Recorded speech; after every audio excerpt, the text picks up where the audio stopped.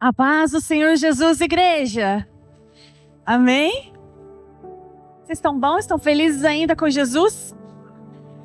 Glória a Deus. Sabe, há pessoas que vão dizer, não, eu gosto de viver em movimentos mais tranquilos, em movimentos que não tem tanta agitação. Mas como não gerar expectativas extraordinárias se nós pertencemos a um Deus que abriu o Mar Vermelho, se nós pertencemos a um Deus que parou o sol, se nós pertencemos a um Deus que libertou Paulo e Silas da prisão? Como não ter expectativas extraordinárias a respeito de um Deus extraordinário e que faz coisas extraordinárias na minha e na sua vida? Então que nessa noite as suas expectativas saiam do ordinário, do comum, e se tornem expectativas extraordinárias em nome de Jesus. Queridos, eu quero só falar a respeito um pouco ontem do culto de jovens. Quem estava aqui conosco? Foi uma bênção, nós fizemos um luau. E eu quero deixar um recado para os pais: tragam seus filhos ao culto. Aqui eles têm a oportunidade de ouvir uma palavra direcionada para eles. Aqui eles têm a oportunidade de interagirem, de criar laços de amizade. E ainda a gente come muito no final. Porque onde tem crente tem comida, não é verdade? Então tragam eles para os nossos cultos, porque tem sido uma bênção. Vamos à palavra, abra sua Bíblia no livro do profeta Joel. Joel capítulo 1.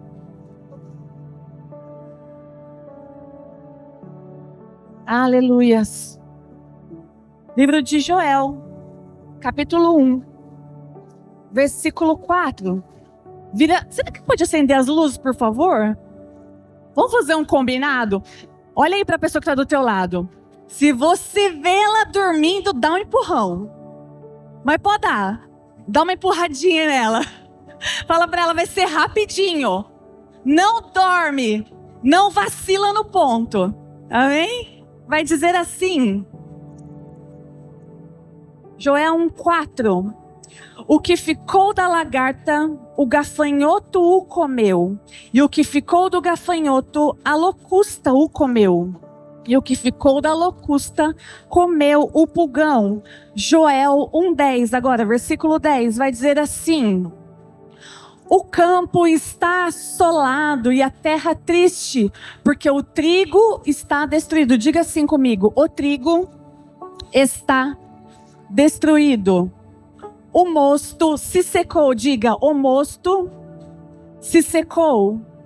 E diga comigo: o óleo falta.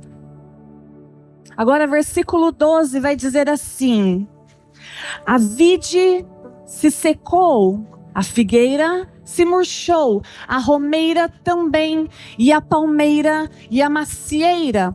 Todas as árvores do campo se secaram, e a alegria se secou entre os filhos dos homens. Queridos, só para contextualizar um pouquinho, o livro do profeta Joel. O profeta Joel foi chamado por Deus para chamar o povo ao arrependimento. E o povo havia passado já por um período de pós-exílio babilônico dentro desse contexto. E o reino de Israel era um reino único, sob a monarquia de Saul, Davi e Salomão. E esse reino, ele vai acontecer uma divisão entre ele. Então divide-se o reino de Israel na parte norte, onde era composto por 10 tribos e a capital ficava em Samaria. E a parte de baixo era o reino de Judá, composto por 2 tribos e sua capital era Jerusalém. O povo de Judá, a base de sua economia era como o nosso Mato Grosso, era agropecuária. Eles plantavam trigo, cevada, uva, azeitonas, milho, e como nós vimos também as romãs, eles plantavam as macieiras, figueiras. Mas nós vamos ver no versículo 4 que uma praga de gafanhotos veio à lavoura, veio às plantações e conseguiu destruir tudo que havia sido plantado naquela região. Então pense comigo, quem conhece um pouco de lavoura sabe o quanto a praga é devastadora e quais os danos elas podem causar. Imagine que a base econômica deles era toda baseada nisso. E quando a praga chega, o que acontece? A crise se instaura. Vira para a pessoa que está do teu lado e diga assim, mas diz com voz de profeta, a crise não vai te matar. Diga mais forte, a crise não vai te matar. Afinal de contas, o que é a crise? A crise é tudo aquilo que tira a gente de um lugar de conforto. É tudo aquilo que chega como inesperado. São situações ocasionais da vida que a gente não estava esperando. Tudo que nos abala, tudo que nos tira do eixo, tudo que chega e você pensa, meu Deus do céu, e agora como é que vai ser? Quando a crise se instala, a primeira coisa, dependendo daquilo que nós estamos vivendo, a gente começa a pensar, eu vou morrer. Dependendo da gravidade da crise que nos acomete, é isso que nós pensamos. E todo ser humano vai passar por crises. Ao longo da história nós vemos muitas crises também na nossa geração, nós vemos nas gerações anteriores. Mas Deus não desperdiça dor e não desperdiça crise. Em tudo Ele tem um propósito, na minha e na tua vida.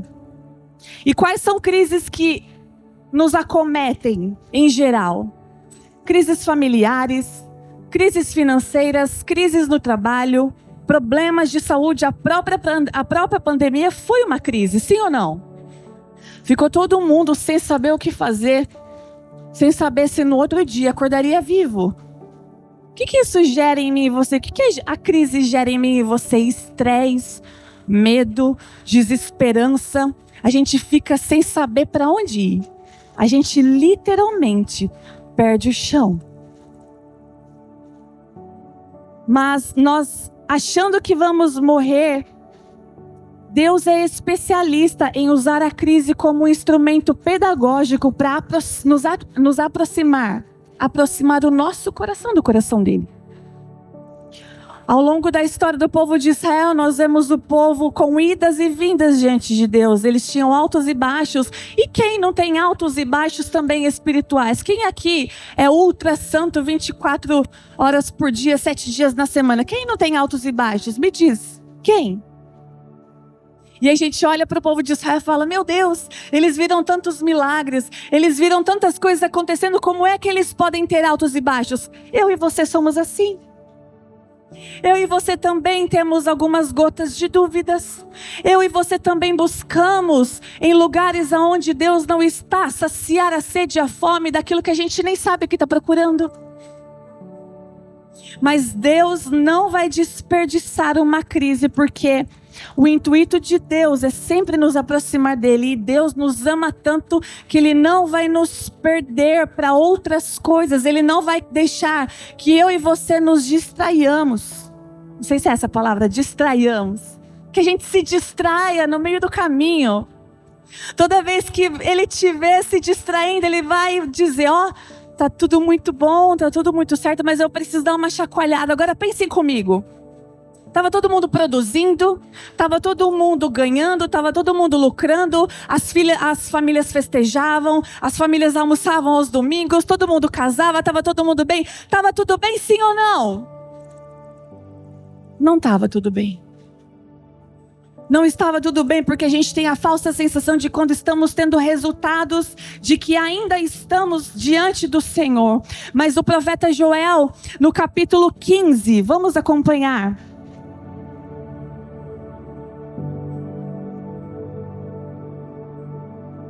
No capítulo 14 vai dizer assim: santificai um jejum, convocai uma assembléia solene, congregai os anciãos e todos os moradores dessa terra na casa do Senhor vosso Deus, e clamai ao Senhor. E Joel 2:1 vai dizer: tocai a trombeta em Sião, e clamai em alta voz no meu santo monte.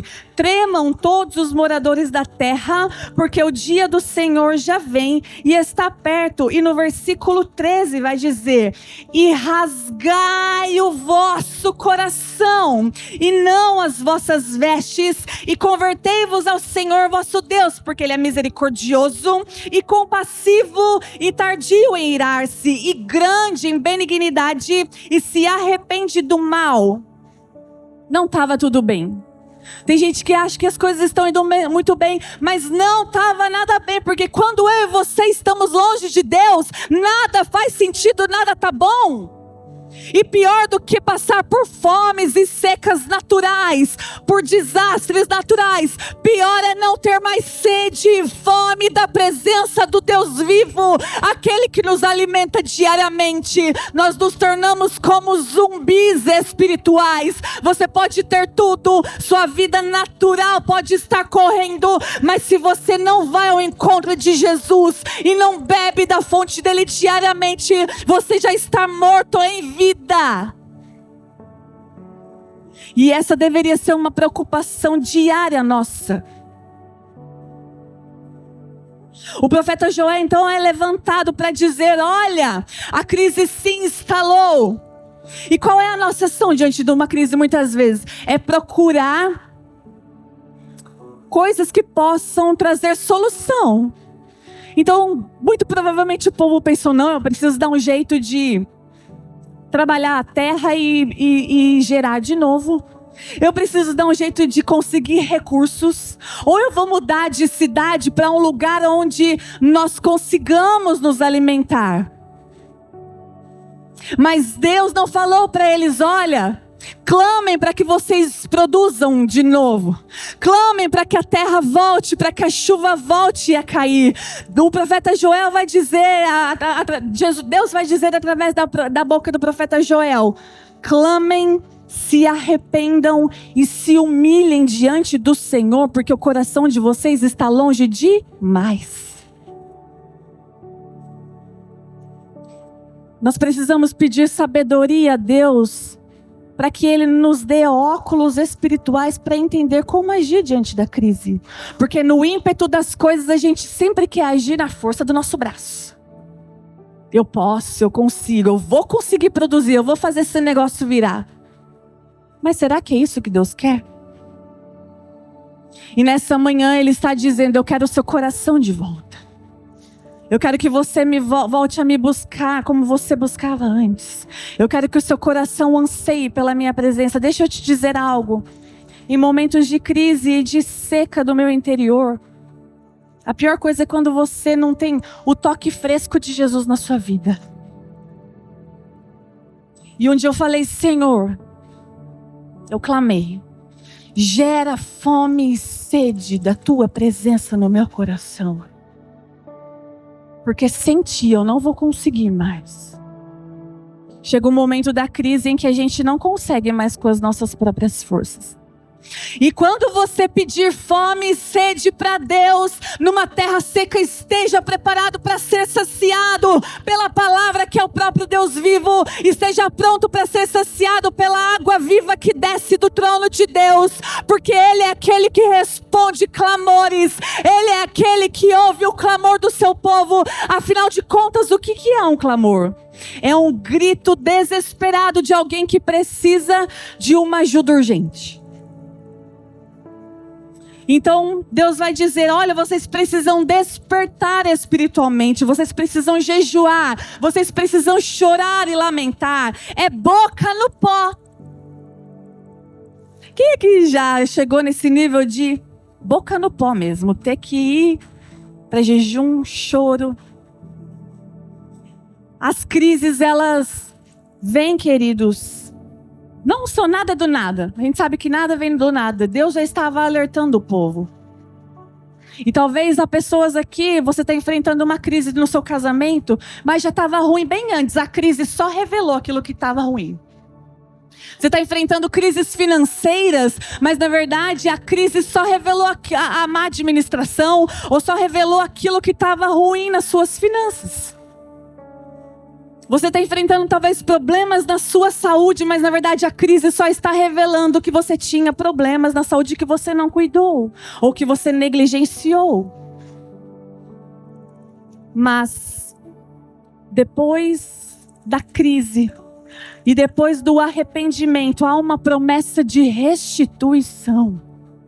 E nós vamos ler no capítulo 18. Capítulo 2, versículo 18. Desculpe. Vai dizer assim: Joel 2,18.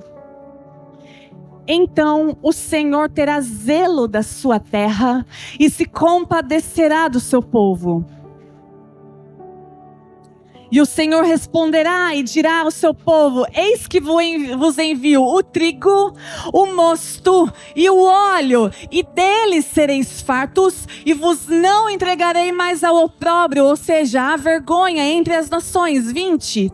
E aquele que é do norte farei partir para longe de vós, e lançá-lo-ei em uma terra seca e deserta, a sua frente para o mar oriental, e a sua retaguarda para o mar ocidental, e subirá o seu mau cheiro, e subirá a sua podridão, porque fez grandes coisas. 21. Não temas, ó terra, regozija-te e alegra, porque o Senhor fez grandes coisas. 22. Não temais, animais do campo, porque os pastos do deserto reverdecerão, porque o arvoredo dará o seu fruto, e a vide e a figueira darão a sua força. 23. E vós, filhos de Sião, regozijai-vos e alegrai-vos no Senhor vosso Deus, porque Ele vos dará ensinador de justiça, e fará descer a chuva temporã e a serôdia no primeiro mês. 24. E as eiras se encherão de trigo, e os lagares transbordarão de mosto e de óleo. 25. E restituirei os anos que foram consumidos pelo gafanhoto e a lacusta e o pulgão e a oruga, o meu grande exército que enviei contra vós. 26. E comereis fartamente e ficareis satisfeitos, e louvareis o nome do Senhor vosso Deus, que procedeu para convosco maravilhosamente, e o meu povo não será envergonhado. 27. Para terminarmos. E vós saberei que eu estou no meio de Israel, e que sou o Senhor vosso Deus, e ninguém mais, e o meu povo não será envergonhado para sempre. Será que você pode glorificar o nome do Senhor por essa palavra?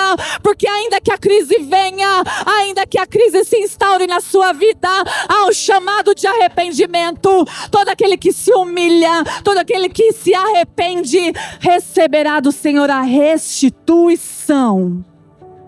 Oh glória! Será que você pode dar um glória ao nome do Senhor? Ele faz grandes coisas na minha e na sua vida. Eu e você somos testemunhos vivos de crises que já passamos, mas estamos aqui para glorificar e entoar louvores ao nome dEle. Oh, aleluias!